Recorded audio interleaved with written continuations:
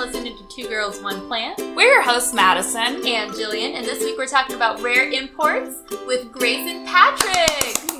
Yay! Hi! In front of a live studio audience. Live and Welcome. in studio. Hi. Hi. Hello. Thanks for being here. I know, it's so exciting. Coming. Oh, I know. So, Grace and Patrick are friends. Yeah, I feel like we've mentioned them quite a few times in the podcast. A few times. Yeah, so we had to have them on. They're such cool people and very near and dear to us. So we're so glad you guys are here. Thank you. Y'all are same to us. It's always exciting, especially finding Madison outside of Home Depot with every ZZ Raven in the store. No. Listen, I was on one. Anyway. But we're going to talk about that. We're going to talk about getting into the rare plant game and all that and imports. So you guys are what I consider high caliber experts in this field. Ooh. Whenever we talk about, we're okay, what do we do about this plant or how to import? I feel we're always we should ask Grace or we should ask Patrick. Yeah, what would Patrick tell us to do? What would he tell us? Yeah, exactly. Oh, that's amazing. That's really cool. Yeah. I love that. No, seriously, that's, I feel with a lot of people, especially online, because we all met through Colorado Plant Pals. Mm-hmm. Yeah. And then I think I met you Through that brunch, I think. Yes. Yeah. Was that the first time I met you? Yeah. Was at the brunch? Mm-hmm. And same I think for so. you. Is that the one I awkwardly tagged along to at the end after I saw you guys in the line? It's not awkward. No. It was great. But you should have came to the beginning because that was super fun. Especially because your brunch was a block away from my house. I know. Oh my god. I Is know. it really? It is, yeah. Oh Yeah, my there was no gosh. excuses. Dang, next time. Mm-hmm. And then met you, Patrick. Was it at the Botanical Gardens or did you go to that? No, it was in the literally at the line nursery for the Thai constellations. We literally ran Was into that him really at Great Lady it? Garden. Yeah. Yeah, First so- time meeting you? Yeah, so I was in line by myself for my first first time for one of those things, and Josiah came up behind me, and I followed him on Instagram, and I'm I'm 95% sure that's Josiah, and so I just was you're Josiah, right? And and he was yes, and him and I were talking, and then you guys all came up, and he knew one of y'all. Oh yeah, Tanya. Yeah. And then Really it was close. that was the in. Yeah. That's so tender. Yeah, then you came with us for the rest of the nursery tour, which was great. That Because, was so fun. yeah, that's all we really want to do all day is go shop for plants. I know. 100%. So tell us a little bit about you guys, a little background, whatever you want to share. Who's Grace and who's Patrick? I'm Grace. I just moved to Colorado 2.5 years ago from Virginia. That's kind of where I started, collecting plants. I moved out here with so many plants. I had a Subaru Outback and probably 26 plants of all these different sizes. Brave, girl. Yeah, oh my gosh. And Whoa. I drove by myself with my dog and my cat and all these plants. So I just looked super crazy or super fun. I don't know, but I left them in the car overnight, so some of them did get burned and stuff. Ooh, yeah. And rehabbing here was super hard because it's so dry here. Yeah. And I don't know, I started collecting rare plants kind of soon after moving here. I was on Houseplant Hobbyist and found all those sales groups connected to there. Mm-hmm. And the big thing at the time was these variegated monsteras. Mm-hmm. So I just really, really liked them. And I found a really good deal on 26 nodes. So wow. I grew them all. And that was kind of my first burn because maybe a handful of them ended up being variegated. And at that point, I started looking for full plants and, found quite a bunch over the course of 2 years, just from looking all the time and hopping on deals as soon as, you see them. Yeah. But yeah, It shows. You have more Albo Monsteras than anybody I know. Yeah. The Albo Queen. And She's the Albo Queen. we Let's get mentioned it out it there. before. Aw. She's the Garden Grace on Instagram. I am. So, yeah, you can go check it out. But definitely a lot of Monsteras. Yeah. So, obviously, thing. it's kind of turned into a business Mhm. since then. Yeah. It was like just kind of like fun to like make these cuttings, and I found that like I guess I really did have a good hand in it. I was able to make a lot of cuttings, and now I mainly just sell cuttings of the elbows, so I always keep like the top cutting and just keep like building on that collection, and it is kind of like a steady stream of money. It just grows. Definitely. Yeah. That's Yeah, awesome. I actually like think of Grace as the cutting queen. I think when you got I remember when you got your what was it, the Pink Princess, and it had like 6 or 7 nodes, and she's put a picture of it on her Instagram story. I messaged her saying like, I see about 7 places. I know you're gonna cut this. I haven't cut it yet though. That is amazing. Yeah. Wow. Dang. And what about you, Patrick? Who's Patrick? Yeah, so I grew up in Florida. I think like both of you guys. Yeah. So grew up there, went to school there and everything, and then have been in Colorado for 10 years though. I think I'm excessively older than all of y'all. How old are you? I turned 34 last month. Okay, you're Or not you're that 2 much months ago. older. I'm But I mean, 30 and not thriving, so but I actually didn't have houseplants until about 4 years ago. Actually, when I bought my condo. But I've always had a big affinity for plants. Like I actually did this when I was in high school. I was in the International Baccalaureate program. And did this really nerdy paper they had to do this like extended essay. It's like basically a dissertation in high school. yeah. And everyone else did these like very simple things in history and stuff. And I decided to do a full-blown experiment on can the application of cytokinin counteract apical dominance in Pisum sativum, which is a sugar snap pea. But basically, could you give it a plant hormone to make it like grow bushy without having to cut it? Was like the whole theory of it. So And what were your since then- findings of that? It actually worked pretty well when cytokinin cakey paste is cytokinin paste. So like when I found that out, I was like, oh, now I understand exactly how this works. Gotcha. So basically there's different hormones in the plants and they're produced in like the roots or the stems.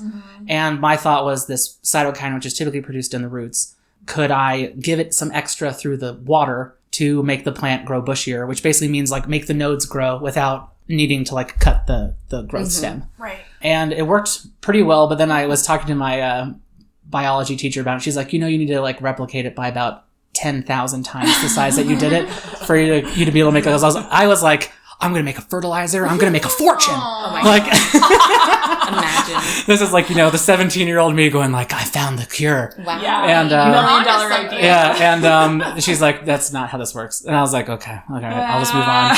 But did you pursue horticulture after that? So I actually went to Florida State initially to do botanical research. You're a Seminole? I am a Seminole. Seminole. Oh yeah. Here we go. Yikes, I'm a gator. I figured from the way from the way you said But Seminole. go ahead.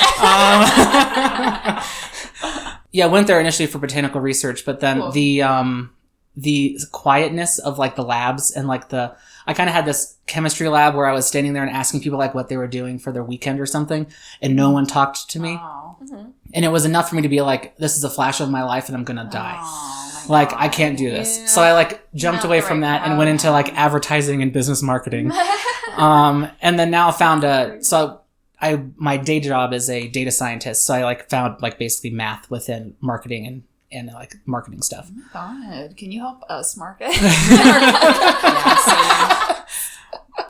Please. But yeah, so always loved plants and like, researching and stuff like that. But then I didn't really want to get anything until I had my own place. Because I was just afraid of like having them in there and then like having to move them all the time. I wasn't up for the cross country tour in the Subaru Outback. I actually did the same. I didn't start until we bought this house. Yeah, so once I bought my condo, I was like, all right, time to get a plant. And then I got like 2, and then it became 6 in the next weekend, and then it became 12 by the next weekend, and then now it's a vastly larger number. Yeah. And rare plants has only been in like the last year. And I think that comes just with the territory of like the hobby. As you like get deeper and deeper, you start seeing the same things in all the stores, and then you start, joining groups and being on Facebook and being on Instagram, and it's going like, oh, I didn't know that thing existed. I know, there's a lot of temptation. Yes, so much temptation. I like that. There is a lot of temptation for sure. Well, cool. So that's a little bit about you guys. So we have always the same questions we like to ask everyone who comes on the show. How many plants do you both have? And that's, again, very subjective. Count it how you want, but how many plants would you say you both have? Do you know? I do know because I just did this last weekend. So I've been trying to do different projects in the house. Marie condoing the plants has been one of the things. Yeah. So I had to take an inventory and figure out like how many I could really handle. I have 198. Wow. And there are currently potentially 22 plants pending arrival from shipping things. I'm so excited. Yeah. That's awesome. Okay. What about you, Grace? I probably have over 100. Okay. But not sure on the exact amount. That's fair. This is the data scientist type of thing. I have a spreadsheet of every plant with its scientific name and also like the name I gave it. Oh, because I like to name the plants. I couldn't keep up with it. Yeah. So out of your collection, what is your favorite plant or like flavor of the week? Such a hard question. Mm-hmm. Mine is definitely my Florida Beauty right now, or my Philodendron Tortum. Ooh, yeah, that's a good one. I know. We had such a conversation about Florida Beauties. I know, we both got ours. So obsessed. Florida Beauty, I made a list. Florida Beauty is on mine Yeah. because it is just such a beautiful plant. But I'm a huge like Hoya head right now, and the Hoya Sarawak, or I don't know how to actually pronounce it. Like it might be Sarawak. I'm not sure. We're gonna do the Ganunga Ding again. Yes, Ding dong. It finally put out its first new leaf, and I've been like obsessing over it as it's been growing. Yay. And then the other one I have, like so it's a Florida thing of the sea grape. I mean, you guys may know what this is. Oh yeah. It's a Cocoloba uvifera. It's like grows along it's a Caribbean plant, and it grows along the coast of the Gulf of Mexico and Florida and in like all the Caribbean islands. So where I grew up, I was in like Tampa area. It's like everywhere. It's just completely all over the place. And I think the first year I was getting plants, I went home to visit and I was like, yeah, I could grow that in Denver. Why not? Why not this thing that grows literally in the ocean? Yeah. Will do fine on my arid Colorado balcony. And it has actually done really, really well. Oh, wow. You have to send us a picture. Yeah. I think I've seen it on your It's been on my Instagram. That's before. a green thumb. Like, I mean, to be able to take something from Florida and bring it to Colorado, like off the coast on the beach and bring it to Colorado and make that shit grow in the desert, that's impressive. That is impressive. I was extremely determined to make it happen. No, that's awesome. That's amazing. Share your secrets. And then what is your fave, like, shop in person or, like, online shop? I love Plants and Pamprin. I love them. I also love Logie's. I think they both have pretty good deals, considering. Yeah. I have a couple really favorite sellers on the Facebook plant groups. Okay. Like Tisha Asher. She's probably like my all-time fave, my girl. Yeah. Shout out Tisha. She lives in Puerto Rico and she has such an amazing collection. She lives in the rainforest. All her plants are so healthy. I would love to know if she has to do anything or if they just literally just like sitting outside. I'm sure they're just sitting outside because that's how Florida feels. Yeah, I mean, she definitely takes care of them, but they are just out there. That's awesome. That's amazing. So, I mean, locally, Reroot, I think, is my favorite locally. You guys had Paige on. Paige, big fan of her. Yeah. Paige. She's actually come and done, like, corporate events for me, for my company that I work at, for plants and stuff before. She just is such a, loves actually talking about the plants, which I think is so much, it's different than some of the other shops, which, might talk about their problems or just not want to talk about it at all. Like, she's all about, like, what's this plant doing for you? And how can the match be made and everything. And, like, it's just very, so sweet. Very therapeutic when you go there, and it's fun talking with her. And then online, I really like the Arium Botanical Store. Yeah. I've never ordered from them. Either, but they're cool. So them and NSC Tropicals both are like it's so hard to get the plant you want in those situations. But Tyler from Arium he's very, very personable and very helpful. Like, awesome. I've been able to like Instagram him about like a plant I've gotten that isn't doing well, or they like I had a Scindapsus tribia black form that I got, and it came in a really bad substrate and started to like basically rot immediately. And I was like, what do I do? Like, this is like literally 2 days later, and he's like, well, first, here's a refund for the plant. Like, we should never be sending you a plant that's going to do that. which was awesome. Wow. And then he's like, but try doing this and this and this. Unfortunately, that one bit the dust. It was too late, but it happens. But they're just very like quick to like try to make it right and try to help and try to make sure it works. Yeah. And that's awesome that you Which get I think the is awesome. refund. Yeah. Like, that's great. You don't really hear that a lot, especially in the online plant world. I feel like a lot of online businesses are like, suck, that's business. And they're like, I'm not going to give you a refund. Oh, wow. So well, it stinks in those situations, like with the substrate stuff, is that when I said it to him, he's like, yeah, when we got them, we were actually curious why they were in what they were in. So, like, you know, they get them from some wholesaler and, you know, basically send them out the door. Right. And I think he already knew that they weren't going to be, it wasn't right. Yeah. And so when I was like messaging him, I think he was just like, oh, yep, this is exactly what I was expecting.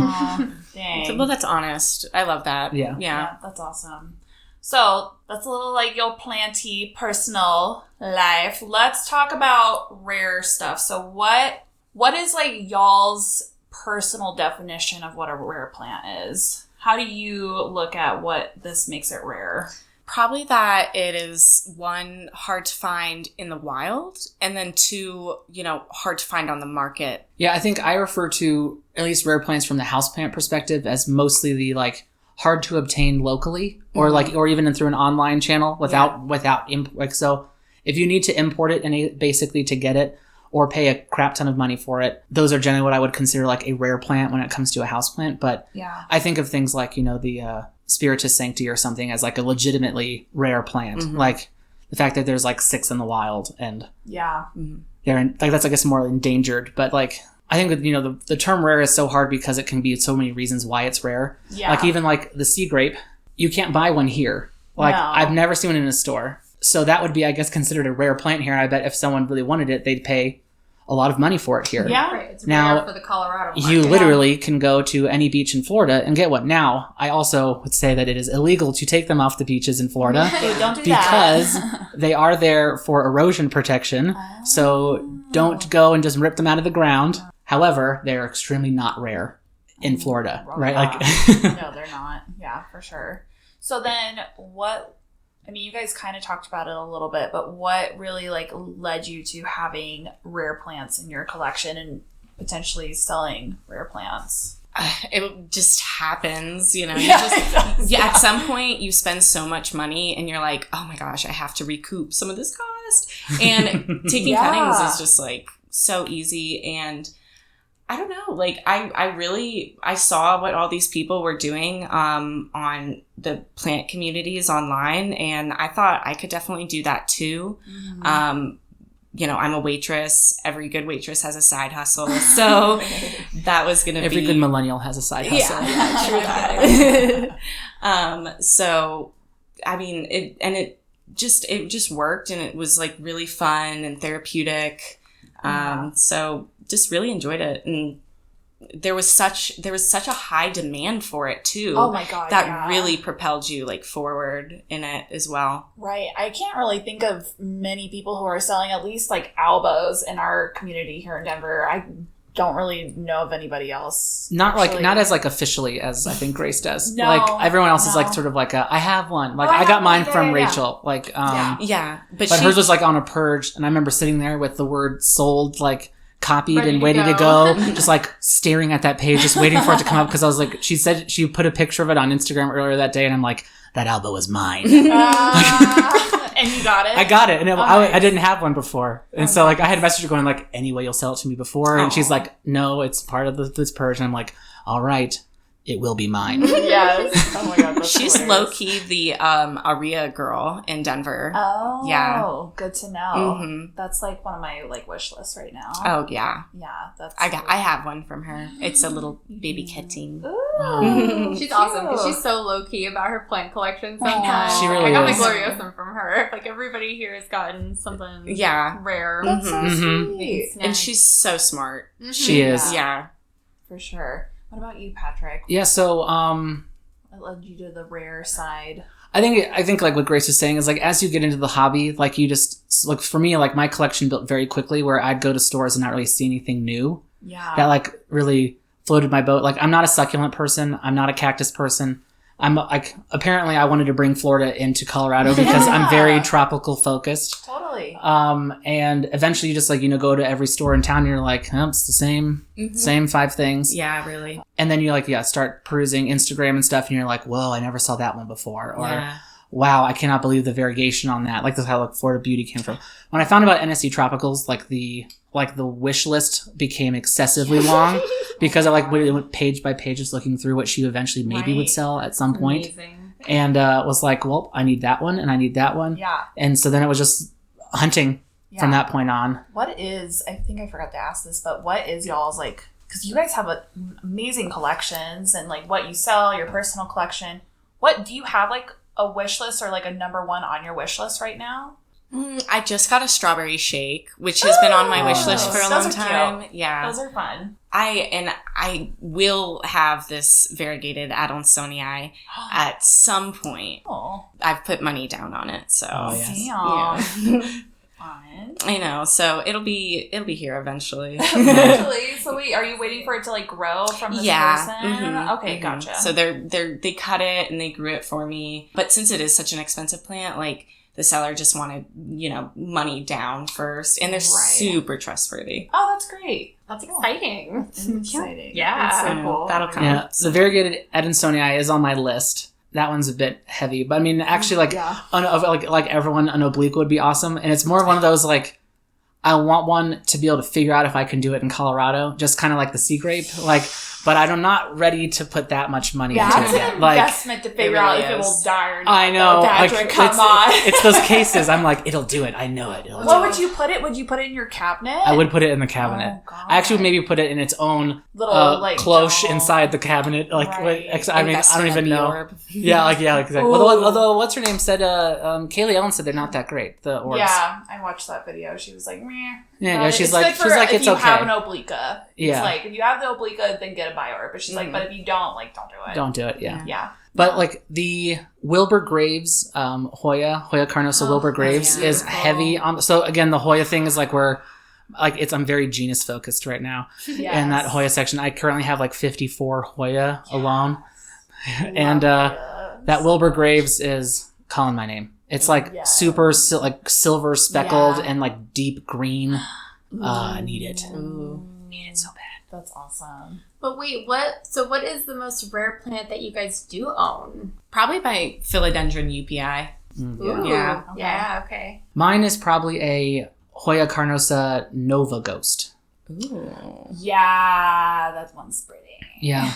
It's like similar to the Gray Ghost, but it's supposed to grow faster. It's very tiny. Posted that. I don't think I've posted it yet. Have No, you? it's newer. I got it during quarantine, and Okay. I sort of was like, oh, I didn't spend that much money this month. Time to get the plant. Right. Gotta take advantage while you can. Right. Exactly. Yeah, for sure. So then, how long have you guys been like selling plants? Been in the plant side hustle? Probably last summer. Okay. So a full year. Okay. Mine is this year. So the Habotanist, which is like my Instagram account and everything. Which is so good. Thanks. I had a friend at work who actually, I would talk to her about plants. So that whole thing, you have like a non-plant person you're discussing plants with, where they look at you of glazed over, but you keep talking. This poor girl who sat next to me at the office was that person. Like, where I would sit there and be like, oh, just like laughing about how a plant purge went. Or like, or like going like, I can't go to this meeting because NSC is about to do a restock and I have to be on this computer. I've done that before. And she at one point just basically said like, why aren't you making plants your work? Like, you're so passionate about it. You love this so much. Like, you're going to succeed if you do something that you're that passionate about. Yeah. And like literally that day was when I created the Habotanist account and like posted my first one, and I bought like the, URL and all that kind of stuff. Wow. But I wasn't selling anything then. I actually wasn't intending to sell yet. I was like, well, I'm just going to become a plant influencer, like slowly build up the Instagram and all that kind of stuff. Then towards Christmas or something, I was like, sort of made like goals for 2020. And one of them was like, can I pay for my hobby by selling other plants? I feel like that's the next step for a lot of people. Yeah. Is when they like acquire so many rare guys. They're like, I could like chop you up and sell you and make a shit ton of money. See, that's the hard part for me. I am not a chopper. I really don't propagate much because I like to see them get big. Yeah, I like to see them get big. And If I'm going to prune them, it's because they need to be pruned, not because I want to make money off of them. So like that's where Grace and I differ dramatically. It's like the cut queen next to me. I haven't cut a plant in a second. That's really? good. Mm-hmm. Yeah, it makes me feel happy for those poor little plants. Campo Spartan is call my name. Aww, yeah. Yeah. Well, I'm starting to get to the point where I'm going to have to cut something just because like they're getting too big in the pots or whatever it is. For sure. It's time, Patrick. Snip, snip. Snip, Let's go. snip. I'm your friend. Give me a snip. Thank you. So, when you guys sell, how do you determine prices? I feel like that's hard, and I feel like especially in we'll call it the dark side of Facebook, that there's a lot of people who criticize and shame people for selling plants for being so expensive. And it's like price shaming is a real problem. And it's not right either. No. It's like you guys are the sellers and they're going to sell it. They've done their research, and you can kind of tell if somebody's like really selling it for like they want to make a ton of money off of it. You can tell. I feel like you guys, I've never seen you do that, which thank God. Like, that's awesome. You guys are very, like, honest, nice people about that. So how do you set your prices? So this is probably very data sciencey of me, again, in that, like, for anything that I was going to sell, I literally go through and, like, I scour what Colorado Plant Pals, like, to see what people have sold them for historically.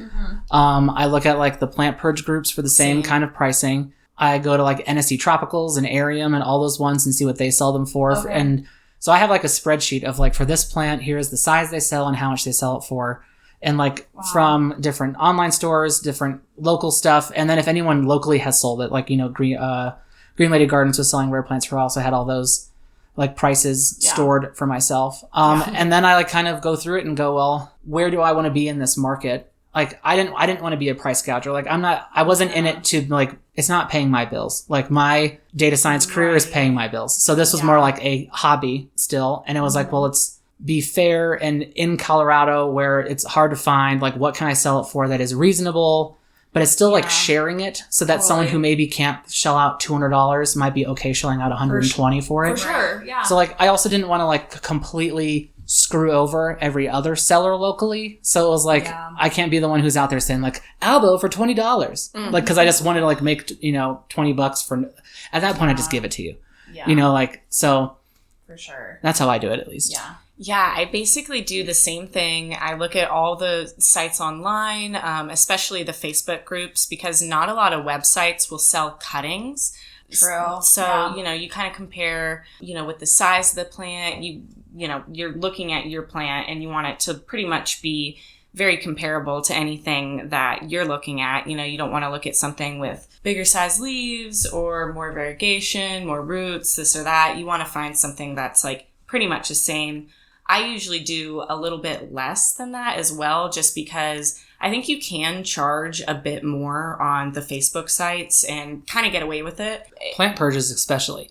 I feel like people like, because people are so hopped up on the moment of like trying to get sold in that thing, they don't even pay attention to the price. I feel like it's like someone puts up something and you're like, holy crap, that's like 2 times what I would ever charge for it. And someone's like, sold in 4 seconds. And it's crazy. It's pretty wild to watch. It's like the Wild West out there on some of these sites. And honestly, I've never not sold a plant. Like, my thing is, you know, just leave it on there for a couple hours. I think I've told you that sometimes because you're like, I don't know. And I'm like, no, just leave it. Someone will get it. Yeah. Well, that pink princess I had took me a minute until Gabriella sold out in a minute, and then I was able to. I remember that. That's right. Yeah, you posted a pink princess. That's when I bought the pasta from you. Yeah, you did. Yeah. But you did like 5 or 6 different plants in that. Yeah, there was a lot of them. It was about. I think it was like 11 plants total. But the pink princess, nobody took, and I was low on. I felt I was low on the market for that plant. Yeah, for sure. But yeah, and then Gabriella plants happened like 3 days later or whatever. They sold out in like record time, and then you got hit up right away. Me again. No, I just went going like, hey, just so you guys know, if you missed on Gabriella, mine's still here. That was so and it was sold in these minutes after that. Awesome. It was like gone. That's awesome. Such like beautiful marketing. Oh my God. Exactly. So why do you think these plants, like more specifically like the rare plants, like why do you think they're so expensive though? Like to sell, to buy? Is it the demand? Is it? It just comes. It's straight economics, right? Like there are because they're hard to get for whatever reason, whether they're hard to cultivate in greenhouses. Yeah. Slow growing. They are more international, or there's not local in your area, like the sea grape. It's a supply and demand situation. There's very little supply for whatever reason that is, and extremely high demand. Yeah. Which then lets you charge a lot more for something. But then you run to, but on the flip side, you're playing a gambling game too, thanks to people like Costa Farms and stuff like that. I have my ZZ Raven that I bought from NSC Tropicals. I think it was the first rare plant I got because it was like available on NSC, and it was $75 for a 4-inch cup, with like one stalk. Yeah. And I got it and I was like, look at you, you're so great. It's actually never grown a single other stalk since I've gotten it. And I actually am about to replant it because I'm like, I don't know why this has never grown. But, I spent a bunch of money on my tiny ZZ Raven and it never grew. Yeah. And then they came out with Costa Farms. Yeah, Costa $20. New growth all the time. Yeah, and they're $20. So like if I wanted to sell that ZZ Raven I got over a year ago, I cannot charge $20 or charge $75 for it. I would feel wrong as a person doing it. Totally. Like I feel like I can charge $15. Like maybe. The reason why they can do that is because, since they are such a large company, they do have access to tissue culturing. Yeah. And so, some plants can or cannot be tissue cultured. For example, like variegated plants, you can't tissue culture. However, you can tissue culture Thai constellation, which is how they're going to be able to come out with those. But that's a stable variegation, and that's why. It is, yes. However, I have heard that you can't grow Thai constellation from seed. Oh, I don't know about that. Yeah. But maybe that's true because that might be true just because if you think about it, if it's a seed that made it variegated, when it finally flowers and it's basically a genetic lottery every time, which is why you don't buy variegated Monstera seeds, right? Because just because a variegated Monstera, put them out doesn't mean they're going to be variegated in the ground. That makes sense. But Thai constellation, I think because it's locked in its genetic code to do the variation, like the variegation. Yeah. That's why you can tissue culture it, because like tissue culturing is just replicating it in a lab environment, and since the DNA itself is variegated. Or it says it will be variegated. The DNA is not variegated. But, So how do you feel? So, let's talk about that then with Costa Farms. They're a huge, company in the gardening world. They're in Lowe's, Home Depot, Walmart, these big box stores. And then they drop, their tropical collection. And then they're coming out with the ties next year. How do you think that... Is that good for the market? Is that good for these smaller sellers? Is that good for business, for people who have side hustles? I think it comes down just like stock. Plants are just like stock. You need to diversify, right? Don't be just like the Thai constellation person, because if you only have Thai constellations that you sell, when Costa Farms releases a Thai constellation, your whole, basically your entire inventory got cut excessively in value. Totally, yeah. They are relatively cheap to import. They are, yeah. But I kind of predict that Costa's not going to have them for $20. They're probably going to be...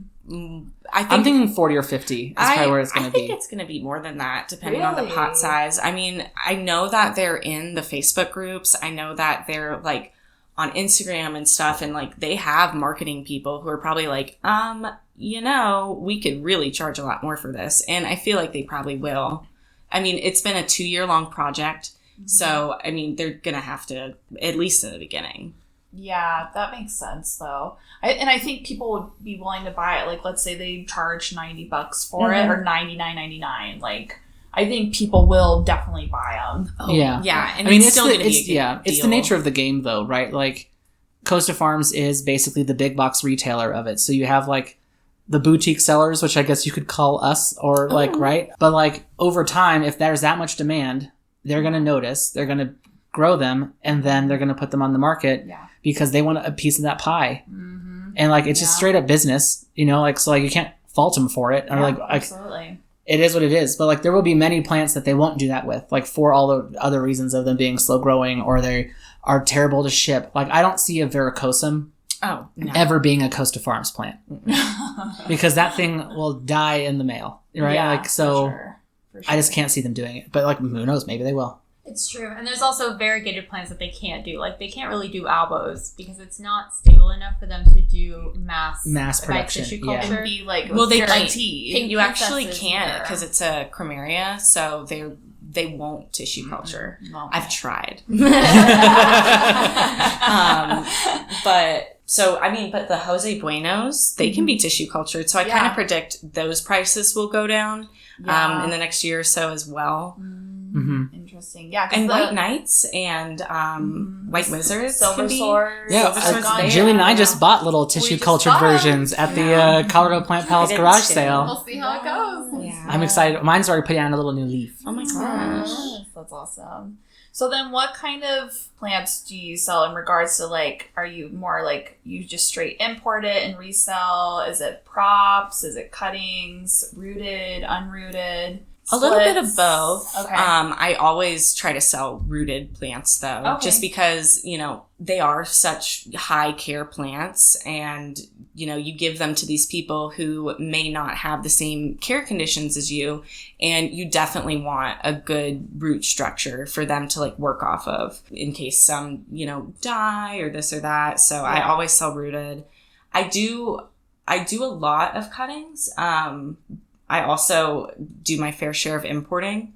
Haven't lately because of all of this crazy importing stuff, which we can get into too. Yeah, for sure. But I think you mainly import. Yeah, mine has been import or like splitting my plants. Again, I'm not a cutter. I've only ever traded cuttings, like where like it's known that I'm getting a cutting from them and I'm giving them a cutting.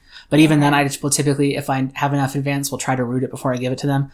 Gotcha. I don't know, because I think feel so personally connected to all the plants. Like I want them all to survive so much that like I'd rather make them have roots and give them something that is like on its way to survival than like on its way to death. Yeah, you both want to make sure that the plant has like a great start before it reaches another person. Yeah, for sure. New conditions and all that. Mm-hmm. Yeah, when it comes to the import stuff, though, I'm all about, like, they got to be acclimated. They need to have grown, all sorts of stuff. Yeah, definitely. Sure. What does that process look like for you guys when you import? From when we receive it or when, like, the actual process of buying them? When you receive it, like, how do you take care of that import and deem it healthy enough to sell to the next person? Generally, I wait at least 6 weeks, and it generally takes that long, at least 4 weeks, to, get them looking good. But I always wait 6 weeks. There's so many things that can go wrong, like the leaves will drop. Yeah. I always put them, in my greenhouse and, get them in some nice, fast-draining soil. They definitely need a lot of humidity because they just came from somewhere totally tropical and survived a huge trip. They go through this sanitation stuff. Yeah. And so that's really hard on the plants and their roots. And sometimes, they just don't take well. And, you definitely should expect to lose some plants. Somebody told me once, and I definitely always take this to heart, you really shouldn't import any plants, any number of money, unless you're willing to lose all of it. Yeah, the risk is huge. And I think that also probably plays into the price, right? Like, there is, so when you talk about what the price is, like, is the cost of actually taking the plant. There's actually shipping costs, phytosanitary costs. It's not the cheap. Time and energy to actually grow it and acclimate it. You end up not making very much. Yeah, if you put it all together, yeah. it's actually not a lot. No. It is a passion thing. But yeah, I'm very similar. My big marker of when it's ready to sell is when it's growing again. So like, I think if you remember when your pasta had a new leaf coming out, like that is like when I'm like, you're good. Like you've now gotten used to your new environment. Leaf. You like have decided that you're willing to grow, and now it's time to grow. So like I will not do alocasias because I've only imported them for myself, and they have all of them died. Yeah, they just do not travel well from green spaces. Those died. Those died. Wow, what a fucking surprise! But the anthuriums I got from them, but the anthuriums and philodendrons I've gotten from them have always been really good. I know you didn't have the same experience, but no, I've been risk. Okay. It is. Yeah, it's 100% a risk. It is. Yeah, definitely. So then let's start from the beginning. Let's talk a little bit about imports then. From the beginning process, who do you usually import from? Is there like a specific seller or business that you're like, oh? I feel like it's so underground. It's like the knowing a person of a person thing. Like I even feel like if I asked Grace like who her importer was for an Albo, she wouldn't even tell me. You don't have to say it. She always is like, I have a source. Like no one tells anybody. They're No. people. And I think it I totally understand why it's that way. I think it's two things, right? It's like, one, you don't want to give up your supplier because then you got another person in the market trying to take your thing. Right. We also work really hard to find these people, and we're taking a big risk because sometimes I just find these people on Facebook and I'm like, hey, I see you live in Thailand. Would you like to send me some plants? And they're like, yeah. Luckily, I've never been burned. I always do like PayPal.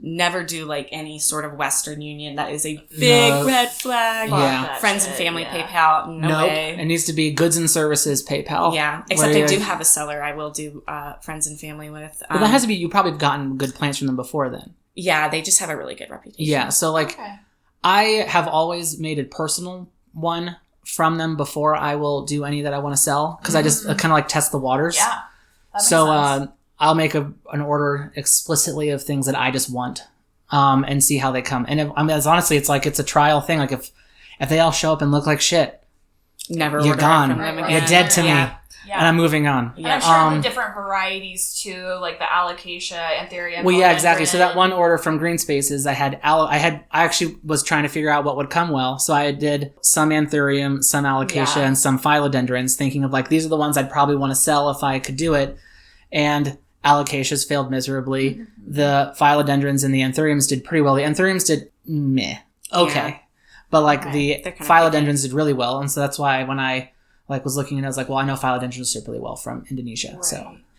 So what countries then do they usually, I know you mentioned Thailand, you just mentioned Indonesia. Yeah, what Thailand and Indonesia, and I'm recently trying Russia for some Hoyas thanks to Adam. I've heard Russia is like the Hoya game. Yeah, I hope they come okay. But some of those pending plants are Russian Hoyas. Ooh, that's awesome. Yeah, I feel like Indonesia has better prices, but Thailand has better quality. That's probably true. Interesting. It really depends what you're going for that day. Sri Lanka is also on the come up for importing. So I didn't know that. Yeah. Interesting. Okay. So then have you ever done like eBay or Etsy or anything like that? Cause I have not because I don't trust them. I don't either. And I don't know why, but I just really, I feel like I've gotten burned on eBay before, like locally in the United States. So I'm like, I ain't going to go international on this. I immediately feel like it's a scam and I don't know why. Yeah. I don't and think then you're gonna Etsy get is the the same same thing. I think plants Etsy and is like pictures. someone who doesn't know what they're doing. I know. That's why they're on Etsy. Mm-hmm. I know I guess. I I have no real support for this. This is just what I feel. I know. I mean, I kind of feel weird about Etsy too. Like people have told me to make an Etsy, and I'm like, yeah, I'm good. Yeah. I also think Etsy typically has excessively high prices. Well, they're like they give them they do like international plants at a U.S. price, and you're like, I don't think so. That's not how this works. Yeah, I agree. Yeah, Etsy is like wild though, because I won't say it, but there's a plant shop that I know, and they base their rare plants that they get from the wholesaler for like $2 a plant, and they sell it at Etsy prices. Yeah. What? It's crazy. It's wild. It's wild. Yeah. It's crazy. But there are some things when it comes to importing, you need to like make sure. I think everyone needs to be aware of like, as a U.S. citizen, you are only allowed to bring in 12 plants without getting an import permit. Like the USDA, what is it? The Animal and Plant Health Inspection Service requires you to have an import permit if you have anything above 12 plants. Yeah. Right. So I have never dealt with the import permitting process. I just will do groups of 12. I'm happy with my little 12 groupings. Yeah. Yeah. I mean, also, like, it's kind of a hellacious process to, import 12 as it is. You're just like...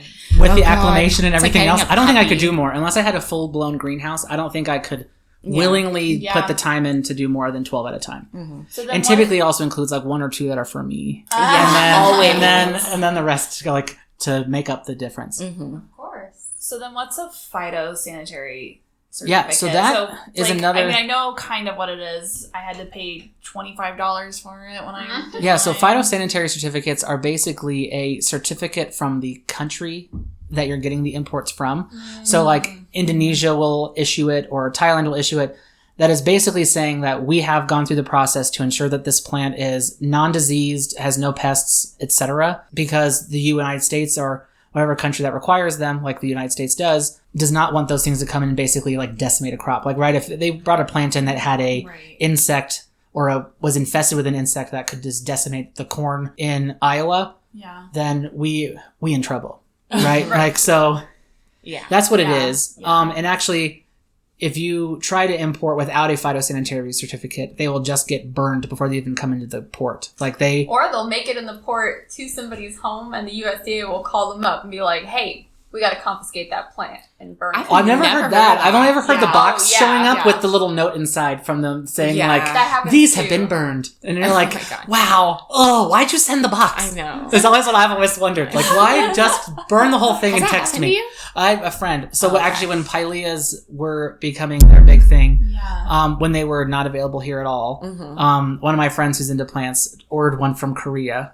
And it did not come phytosanitary certified. We didn't know anything about that. We were still too new into the plant stuff. Right. And it just came in a full-fledged, cardboard box, had been resealed. Inside was a green slip of paper that just said, this has been incinerated. Oh my God. And you're like, man. Oh my God. And there's nothing you can do. The plant's gone. It's dead. Yeah, you're out your money. It just is over. That's wild.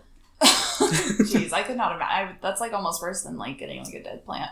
I know. Imagine the excitement of it showing up and then opening up and just finding this slip of paper. You just pick up the box and something's wrong. Yeah. It's so light. Oh my gosh. So then, obviously this year has been kind of a weird, rough year, especially with, COVID. Have you guys done any importing since COVID has happened? So I won't go from Thailand right now. Unless that's changed. Because her and I actually talked about it once, that Thailand was dousing it with crazy chemicals. And they're going through a heat sanitation process. So basically you get a plant and it just is a pile of mush that would show up. So I haven't done anything from there. I am trying Russia right now. So we'll see how that goes. I am very nervous about it. But when COVID all started, I actually had already had an order in place. Because they always take a while. I think that's what people don't understand too. Is this is not a 1 week thing. It's you make an order, it sits there, it eventually ships, and then it gets brought here. And then all the quarantining happened right as mine got shipped. And it sat in Arizona for 3 weeks. Yeah. And I was like, oh my God, they're all going to be dead. They're just all going to be dead. And I had one plant that had to be rehabbed. All the rest of them were actually still very good. Wow. And so it was unbelievably fortuitous ending. But I was scared shitless for 3 weeks of oh my God, please come through. I understand that. Yeah. Ooh. So but I had to do the same thing you did with green spaces of these are here, we'll no longer accept DHL shipping. You need to pay extra shipping to have them sent. You're like, what are you talking about? So stupid. Oh God. Fuck the USDA. It's so annoying that they do that. It's so annoying. Do you feel because of COVID, you guys have had more people reach out to you to buy plants because things were shut down for a while, or they were worried about, buying from overseas or buying online? Did they feel maybe safer going to local people? Yeah, definitely. Yeah. Oh my gosh. And all these people who were already plant people already, kind of did the same thing as we all have done and joined these Facebook groups and kind of looked more online and stuff. And there's so many collectors kind of coming out of nowhere, and I'm happy for it. I think it's awesome. I mean, the market is great. Yeah, so I've actually never sold anything outside of the Denver area because I don't want to deal with the shipping part of it. Yeah. And I think we have a large enough market here that I don't need to. If I get to the point where I can't sell a plant because everyone here now has it, then maybe I'll look into it differently. Right. But I think one of the things that quarantine have done is one, there's been stimulus checks or people not spending as much money because they're at home because they're not paying for gas money or eating out and all that kind of stuff. So people have some cash to burn. Some people have cash to burn.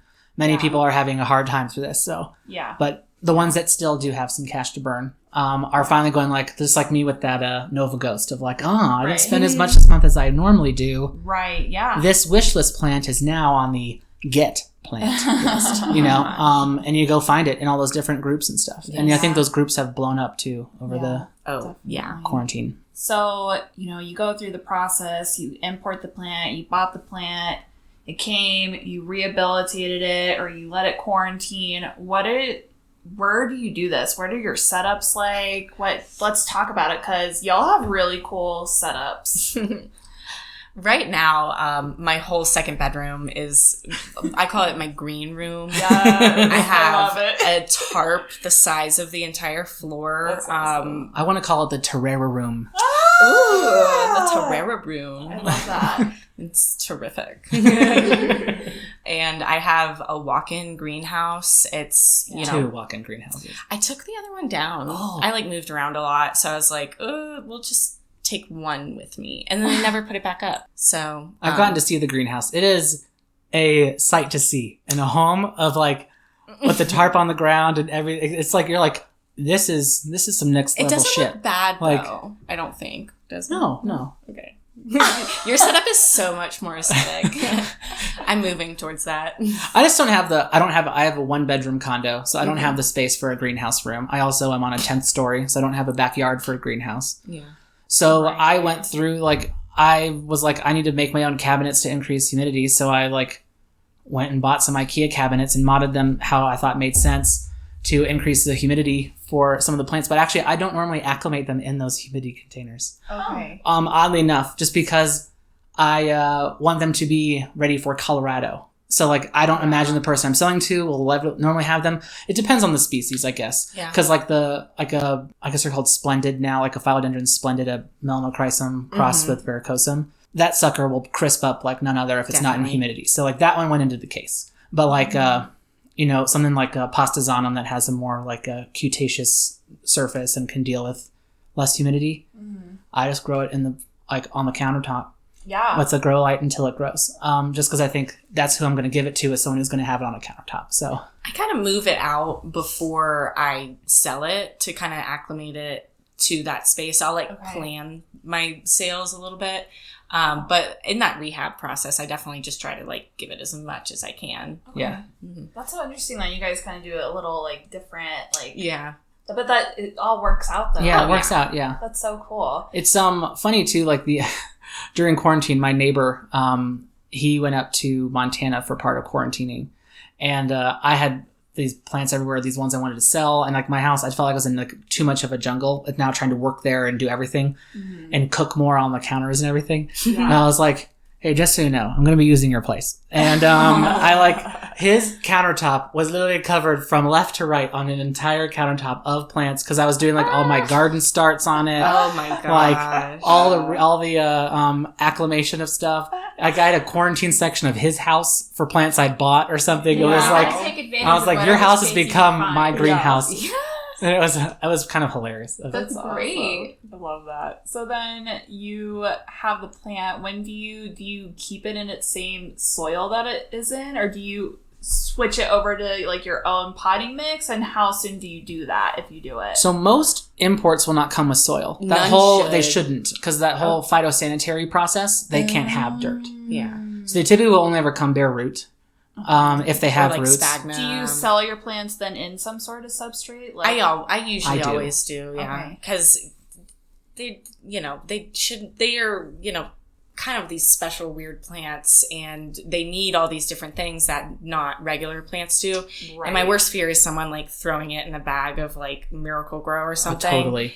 And so, of course, it comes with different watering instructions. Usually, my soil is so you do provide some sort of an overview. Hey, yeah. By the way, mm-hmm. I just send them links to people who have better descriptions of them. I'm like, here you go. Here's how you take care of an anthurium. Mm-hmm. Yeah. Here's a video from Homestead Brooklyn on how to deal with this plant. Yes. I'm not as caring on that front, but I've started to care less. But I think it depends. I think how you're going to sell it depends a lot on how you decide to do it. Because I know Rachel does a lot in what's it called, leca. With those are basically bare root, and you're not going to sell them the leca pot with the leca in it typically. Okay. So and the balls just come right off. So when you want to sell it, you just give it to them bare root, and they can pot it up however they want in their own leca and water and substrate. I have not had much success with leca. It doesn't. Maybe it's my place is too dry, but I have to refill them every 2 days, and it's this is not something I'm okay with. So I use generally an aeroid mix. It's actually really the Kaylee Ellen Aeroid mix. I basically followed that and added a few little adjustments of my own that I thought I wanted to do. And so they are basically ready to go. They've acclimated in that. And it's like, don't repot this. Like, it's ready to go. Yeah. I try to tell people don't repot for at least a month because, you know, even though it is acclimated to my home, now it's got to acclimate to your home. Different lighting. Yeah. And direction. Humidity. Yeah, for sure. I have terrible light, so it's amazing that I can get any of these things to work. Like, I have, like, northeast facing windows. Like, dang. I, like, I these too. take some care.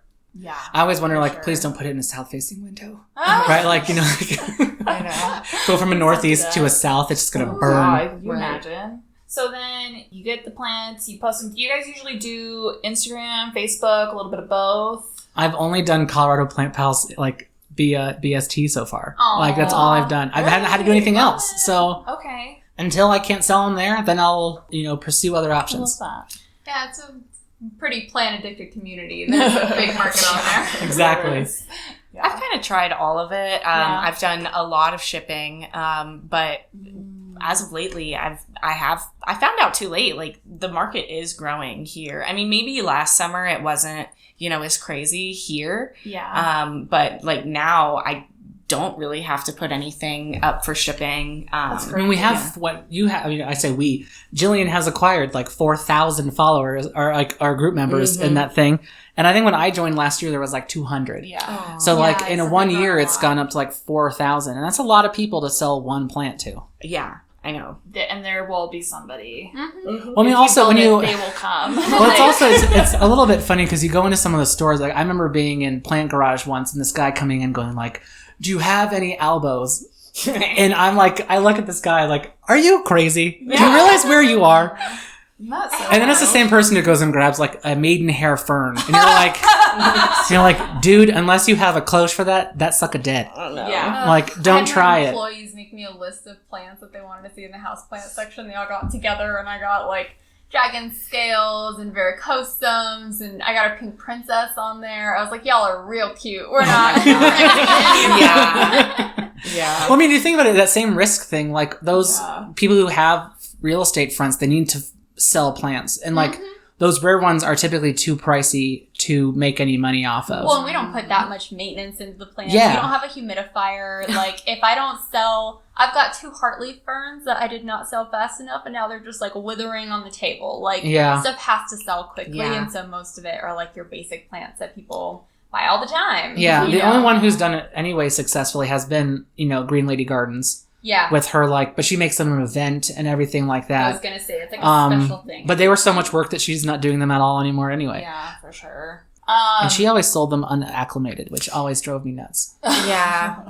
What is your most expensive plant that you guys have sold? Like, somebody has paid that amount of money for a plant. I'll go first because I'm sure. I'll go first because I'm sure mine is way lower than what Grace is. I love money tea. Mine. Like I said, mine is boring. Envious. I'm like, I wish I had whatever amount of money to spend, and maybe I have. Maybe it's close to what they've purchased from you, so maybe I'm not that far off. Yeah, mine is boring. 150 is the max that I've ever sold something for. It was a Melanochrysum ex varicosum. Oh, beautiful. It was in that sale with everything else. You actually looked at it, I think, and you were like, "Oh," and I'm like, "I'm sorry, it's gone." That was the first. That sold in like seconds. Wow. So maybe I didn't sell it for enough. But that's actually the highest I've ever sold. It's a funny story. I love funny stories. That's why I moved away from the mic. I want to make sure I hear this too. Well, it's just some beginner's luck type thing, and it was my first time selling albos, and I did do it through my Instagram. And this girl hit me up, and she said that her and her mom wanted to buy both of these cuttings. And I had a lot of people hitting me up, and it was kind of like a really cool moment. But I was like, oh, I'm going to give it to you guys because y'all seem sweet. And so I went ahead and shipped the daughter hers, and the mom was in the middle of a move. So she wanted me to hold it for her, and she was wanting to pay me to hold it. Right. And she was just like, name your price. And I'm over here like $20 a day. Like, this is a good story. I cannot believe that. Wow, I can't wait. And I would, because I'm like willing to barter and this and that. And she was like, sure. And she was like more than happy to do it. And I had a feeling it was definitely okay with her, but she ended up becoming like a really nice little friend, and her daughter and I like still follow each other on Instagram. And they're just a really, really sweet, supportive family. That's really cute, Grace. That's so heartfelt. So how much did it cost? Yeah, really. It was so what was the plant, and then what was the care cost? It was an elbow. It was originally for like $275. And it ended up getting close to like $1,000. Wow. Yeah. I have it written down somewhere. That's a really nice customer. Because, yeah, like, I don't know if I would have ever done that. How many leaves was it? Were they cuttings? Like it was actually a 3-leaf cutting. So it had 3 leaves and 3 nodes, which, now I don't really do, because I like realize like, like there's 2 other growth points that could be activated. Yeah. And but I think it was definitely worth it for her. And in the end now, like thinking about it, like that plant, beautiful. It had like half moons. And I think she's probably okay with it. And she was such a sweet lady. Aww. I like have her phone number and we text. That's awesome. Yeah. That whole plant care thing's so interesting though, like plant daycare. Like when I went on an international trip last year, I had to have my orchids boarded at a greenhouse. And it's amazing. I know, right? You think about it, right? Like Patrick, I love you. But who's going to take care of them when you're gone for a month, right? Like and so I went to an orchid greenhouse and paid for like a section of a table for a month. So cool. And it was like $70 for a month of it. That's not bad at all. But it actually made me think like it'd be such a cool thing to do, because like you could come and visit your plants on the table if you like have them. Like so some people do this because like the greenhouse is the best conditions to grow their orchids in. Yeah. And so they pay for boarding nonstop. So like it's just a table that they have, and they're just growing on them, and then they flower, and then like the company would call you if they're flowering to tell you. Like horses. That's so crazy that you just board them full time. Check them out when you. Yeah, well, like I said, like they're like, oh, your oncidium's blooming, and you're like, great, I'll come pick it up, and like you pick it up and take it home while it blooms, and then bring it back when it's done. Like it's crazy. What?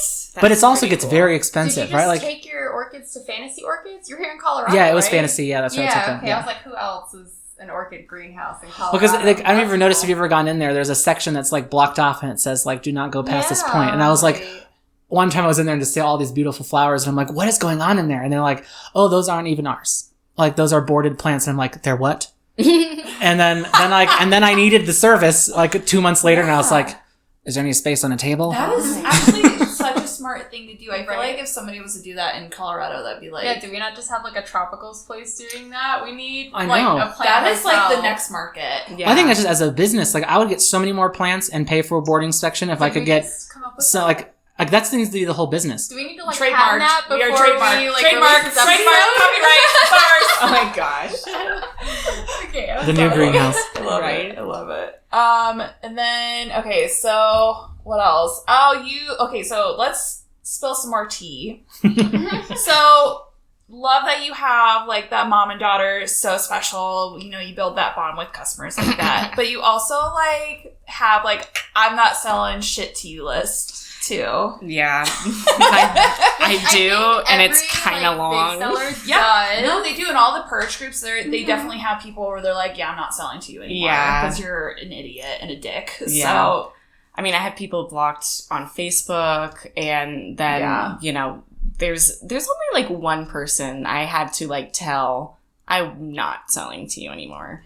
Why? Because I don't know. Spill it, Grace. On the spot. Spill it. I'm here with a thermos, no tea to spill over here. They here. were just not nice to me and called me the B word. And I was like, bitch, you on my do not sell list. Congratulations. Oh my gosh. And never forgive it. Yeah, definitely. No, I mean, it is what it is sometimes. Like, yeah.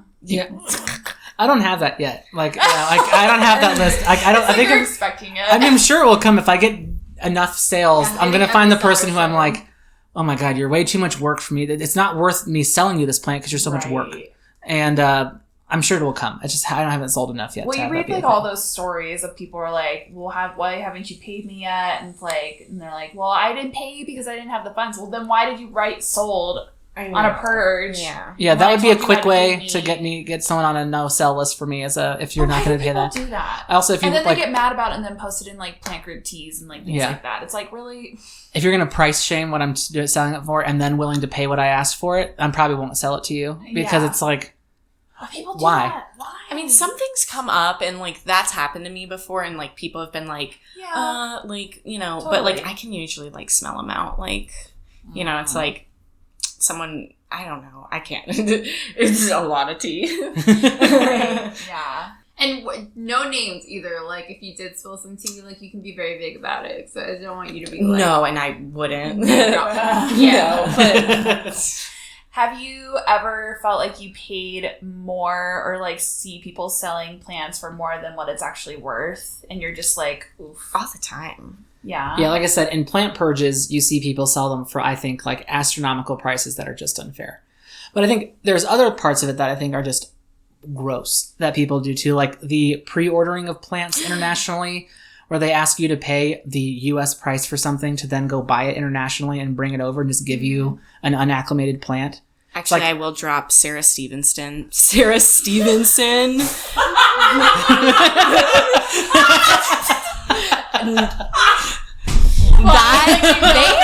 They threatened lawyers on me. I'm like, kick the hell out of Plant Purge USA. Like, yeah, no, like, yeah, fuck that bitch. No, she deserves to have her name insane. dragged. I do not care. I know, absolutely. But she blocked you, right? She blocked me, yeah. But I blocked her first. But I forgot about her husband. And he found me. Oh, it's amazing. So that's how I got kicked. Because he was like, oh, you thought you were smart? And I was like, yeah, I thought I was. Damn it.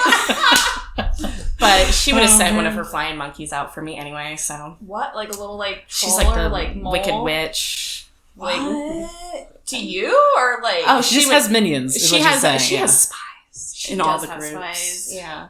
Ew. People get kicked all the time. They're like, this girl said, yeah. Like, y'all might get kicked. I'm not in it. Oh, I'm not even in it. Oh, good. After all the shit was going down, I left that, like hotcakes. We really dragged her in our Facebook group episode. Oh, right. Oh, you did.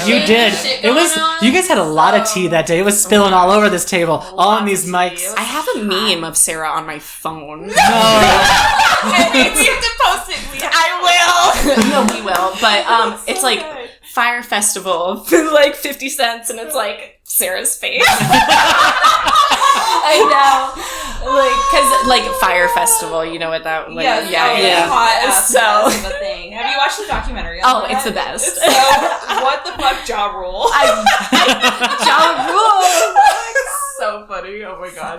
That's so funny that you bring her up. Yeah, she's, dude, so wild. Yeah, she's like notorious, because, like, I didn't That's realize... what she was doing, like, the pre-ordering for the importing of the plants, and, like, But, like, why? But see, like, as, like, consumers, I feel like we need to, like, be smarter.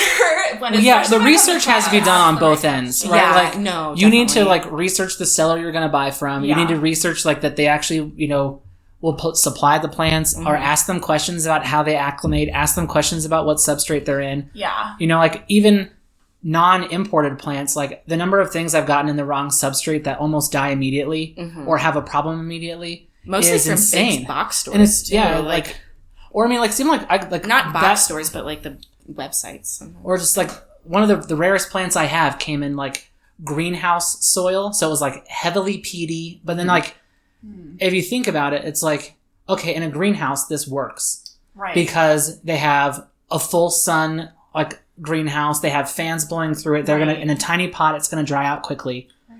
You give it to a home with northeast facing windows and 70%, 70 degrees and 30% humidity. Even at a 30% humidity, like it took 2 weeks for this thing to even like feel somewhat dry, and not even dry. Like it's still wet, and it's like I have to replant this immediately for it to even live. And like that and drives me bonkers. Like that's still a gamble having to do that because it puts up through more stress. Yeah. And it's but then it's also coming to someone like me who I think at this point is very educated on what they need to be in. The number of novice plant people who are going to get that plant and then think it's good to go, and then it will immediately die, and then they'll think I have a black thumb. It's like, this had nothing to do with you. You watered it once and it died because it sat in sopping wet soil and you had no idea that was a problem. Yeah, definitely. Yeah, you want to have confident customers that want to come back and keep buying plants from you. Yeah, definitely. Yeah, and I feel like, you guys, and like I know there's a bunch of other people, like especially in like our local area, that are really great, like sellers, like and online too. Like I'm sure you guys have like had your like share of like successes and but also like nightmares, you know, like but that's part of the plant game. That's the hustle. It is. Yeah, I mean, plants do not want to be shipped in a box. It's not their nature, and some really don't like it. Yeah, I know. For sure. Cool. Well, do you guys have anything else you want to talk about or mention or? Any other tea? No. Always. Well, I know we call you guys out on like every other episode, I think. But make sure to go follow the Garden Grace and the Botanist on Instagram. Actually, the Garden Grace even has a Facebook page now. I do. Right? I'm not as active on like the social media at the moment. Okay. All that Black Lives Matter. Yeah. So that's what the focus is. Yep, definitely. Yo, absolutely. Well, and I appreciate you guys being very like pro BLM and very outspoken about that too. I think that's important. We both did y'all's auction. Yes, you guys were part of Plants Create Change. Grace made way more money than I did. That's not what it's about. It's about just being a part of it and taking a stance, and whether it was $1 or $500, it doesn't matter. Like it's money so that different. wouldn't have been donated otherwise. Exactly. It's true. Yeah, for sure. So we appreciate you guys participating in that. That was so like completely happy and willing to have done it. I'm happy I did it. Yeah, absolutely. And Black Lives still matter, even if it's not really trending. Make sure to still go follow Grace and Patrick so that if they do have sales coming up, you can check them out. Or if there are big things happening in the plant community, you can keep up with them for when they do start to post again. Yeah. And thank you all for listening. We really appreciate it. Yeah, we love you guys. Thanks for you guys too. here. Thank you. Thank you. Love you guys. Bye. Bye.